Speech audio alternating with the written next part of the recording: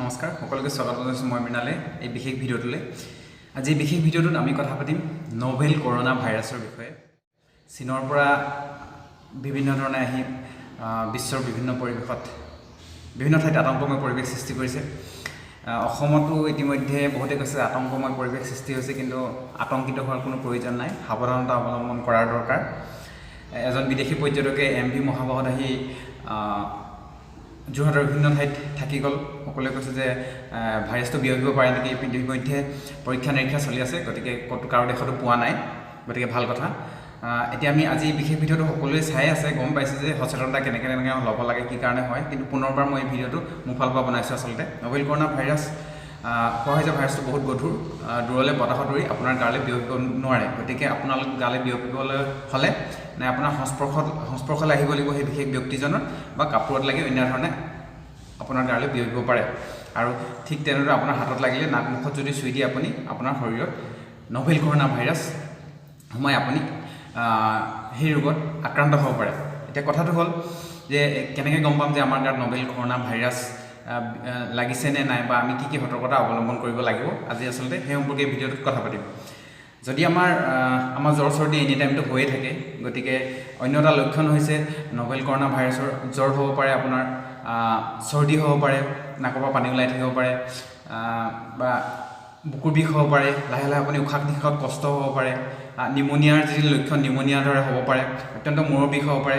গতিকে এইবিলাক হৈছে নভেল কৰোনা ভাইৰাছৰ লক্ষণ। আপুনি চাব আপোনাৰ জ্বৰ চৰ্দি কাহ মূৰ বিষ বা উশাহ নিশাহত কষ্ট হৈছে নেকি, বুকুটো বিষ হৈছে নেকি, বা নিমনিয়াৰ কিবা লক্ষণ আপোনাৰ প্ৰকাশ পাইছে নেকি। যদি এইখিনি পাইছে, আপুনি শীঘ্ৰে চিকিৎসকৰ কাষ চাপক। চিকিৎসকে যি ধৰণে আপোনাক কয় সেই ধৰণে আপুনি আগবাঢ়ক। গতিকে আপুনি নোকোৱাকৈ নাথাকিব। এইটো নহয় যে আপোনাৰ নভেল কৰোনা ভাইৰাছত ইনফেক্টেড হৈছেই বুলি নহয়, কিন্তু আপুনি সাৱধানতা ল'ব লাগিব আপোনাৰ নিজৰ জীৱনটোৰ কাৰণে বা আনৰ জীৱনটোৰ কাৰণেও। গতিকে আপুনি যদি এইখিনি হৈছে, আপুনি অতি শীঘ্ৰে আপুনি চিকিৎসকৰ কাষলৈ যাওক। চিকিৎসকে আপোনাৰ যি ধৰণে কৰিব দিয়ে ঠিক সেই ধৰণে আপুনি আগবাঢ়ক। এতিয়া কথাটো হ'ল, আমি ঘৰত থাকিলে মাস্ক পৰিধান কৰিব লাগিব নে নালাগে। চাওক, বাহিৰত যদি আমি ঘৰত থাকিলে আমি তেনেধৰণে মাস্ক পৰিধান নকৰিলেও হ'ব, কাৰণ ঘৰৰ মানুহৰ কাষতে আমি যিহেতু থাকোঁ। যদি বাহিৰলৈ ওলাই যাওঁ, মানুহৰ সমাগমলৈ ওলাই যাওঁ বা বজাৰ সমালৈ ওলাই যাওঁ, তেতিয়া আচলতে আজিকালি প্ৰদূষণো ইমান বেছি যে মাস্কটো পিন্ধি গ'লে ভাল হয়, বা ক'ত কেনেকৈ কি ধৰণৰ লোকৰ হাতত লোকে কি বেমাৰ কঢ়িয়াই আছে আপুনিতো গম নাপায়। গতিকে মাস্কটো যদি পৰিধান কৰি যায়, আপুনি ইয়াৰ পৰা হাত সাৰিব পাৰিব। বা মাস্কটো আপুনি কি ধৰণৰ মাস্ক ল'ব, মাস্ক ল'লে আপুনি কোৱা হয় যে N95। এইটো কিছুমানৰ এইটো ভাল থাকে অৱশ্যে, এইটো হৈছে N95 বা N99ৰ মাস্ক, কিছুমানে ভাল থাকে, সেইটো আপুনি পিন্ধি যাব। এইটো আচলতে আটাইতকৈ ছেফ বুলি কোৱা হয় এইটো মাস্ক। অন্য ধৰণৰ যেনেকৈ মাস্ক আছে, ধৰক এইটো এটা মাস্ক, এইটো আপুনি 2-3টা পিন্ধি ল'ব পাৰে, কিন্তু আটাইতকৈ ছেফ হৈছে আপোনাৰ এইটো N95 মাস্ক। আৰু আপুনি N95 মাস্ক পিন্ধিব, মানুহৰ সমাগমত পৰাপক্ষত নাযাব এইকেইদিনত, আৰু হেণ্ডশ্বেক নকৰিব। বিভিন্ন ধৰণৰ মানুহে পটকৈ খোৱা বস্তু দিলে পটকৈ খাই নিদিব আপুনি, বা ভালকৈ ধুই চফা নোহোৱালৈকে বস্তু নাখাব। আপুনি চাবোনেৰে খুব হাত ধুওক, চাবোনেৰে এইটো আপোনাৰ হেণ্ড ৱাছ খুব ইউজ কৰক। আচলতে বিভিন্ন ধৰণৰ আপোনাৰ হাতত বেমাৰ লাগি থাকিব পাৰে, নভেল কৰোনা ভাইৰাছৰ উপৰিও অন্য ধৰণৰ বেমাৰ লাগি থাকিব পাৰে। গতিকে আপুনি সঘনাই হাত ধুই থাকিলে আপোনাৰ নিজৰে ভাল কথা। আপুনি বজাৰ সময়ত থাকিলে হাতখন মুখলৈ নি নাথাকিব, আচলতে ইনহেল হৈ যাব পাৰে, সোমাই যাব পাৰে। তাৰপিছত আপুনি হেণ্ড চেনিটাইজাৰ ইউজ কৰক। হাত ধোৱাৰ পিছত হেণ্ড চেনিটাইজাৰ ইউজ কৰক।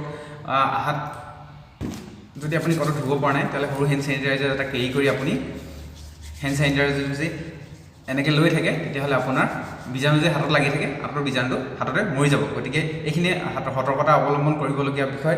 আৰু আপুনি গ্লভছ পৰিধান কৰিব পাৰে, হস্পিটেললৈ গৈছে বা সাংঘাতিকভাৱে এনেকুৱা ধৰণৰ ফ্লু থকা মানুহৰ বেমাৰলৈ কেতিয়াবা কাষ চাপিবলগীয়া হৈছে, বা বজাৰ টাউনলৈ গৈছে, তেতিয়া আপুনি গ্লভছ পিন্ধিব পাৰে, তেতিয়া আপুনি আৰু ছেফ থাকিব। কিন্তু নিপিন্ধিব পাৰে বা হাত চাত ধুই থাকিব আপুনি। বিভিন্ন ধৰণৰ হেণ্ডশ্বেক নকৰিব, চুম্বন নকৰিব। পৰাপক্ষত নতুন মানুহৰ ব্যক্তিলৈ যাতে আপুনি একেবাৰে ওচৰৰ পৰা কথা নাপাতে, এই ধৰণৰ আপুনি সতৰ্কতা অৱলম্বন কৰিব লাগে। আপোনাৰ যদি মাস্কটোৰ কথা কোৱা হৈছে, অন্য মাস্কো আপুনি ল'ব পাৰে যদি এইটো ছেফ মাস্ক বুলি কোৱা হয়। গতিকে এইখিনি আপুনি সতৰ্কতা অৱলম্বন কৰিব। আৰু ভয়ৰ কোনো কাৰণ নাই। অন্য ধৰণৰ বেমাৰ হ'লে আপোনাৰ সেইখিনি চিমটম দেখা দিব পাৰে। গতিকে সেইখিনি চিমটম যদি বৰ্তমান দেখা যায়, চিকিৎসালয়ৰ কাষলৈ যাওক আৰু চাবোনেৰে হাত ধুওক, আৰু হেণ্ড চেনিটাইজাৰ ব্যৱহাৰ কৰক, গ্লভছ ব্যৱহাৰ কৰক। যদি পৰাপক্ষত আপুনি কৰিব বিচাৰে, নকৰিলেও ইমান এটা আতংকময় পৰিৱেশ সৃষ্টি হোৱা নাই গতিকে সজাগতামূলকভাৱে মই ভিডিঅ'টো আপোনালোক বনাই দিলোঁ গতিকে কিবা থাকিলে বা ভিডিঅ'টোৰ পৰা কিবা শিকিবলগীয়া থাকিলে আপুনি শিকিলোঁ বুলি ভাবিছে যদি ভিডিঅ'টো আনলৈ শ্বেয়াৰ কৰি দিব আৰু তলত কমেণ্ট কৰি দিব কিবা আপোনাৰ মোলৈ প্ৰশ্ন থাকিলে ভিডিঅ'টো ইমানখিনি সামৰণি হৈছোঁ ধন্যবাদ জয়